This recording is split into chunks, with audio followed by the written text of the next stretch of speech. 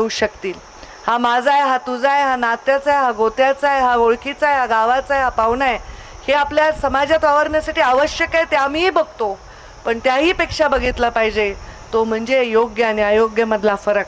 तराजूचं ते पारडं नेहमी जर झालं पाहिजे जे योग्य आहे, आणि त्यामुळे त्याच्या पारड्यातच आपलं वजन हे टाकलं पाहिजे। असा विचार जर राजकारण्यांनी आणि ब्युरोक्रेसीनी सगळ्यांनी जर आम्ही केला आणि करत आहोत, जे करत आहेत ते चांगलं काम करत आहेत या सगळ्यासाठी, तर नक्कीच आपल्याला न्याय हा लवकर डिलिव्हर होईल। सन्माननीय न्यायमूर्ती इथे आलेले आहेत। वेळोवेळी मी अनेक विषयांवर बोलते।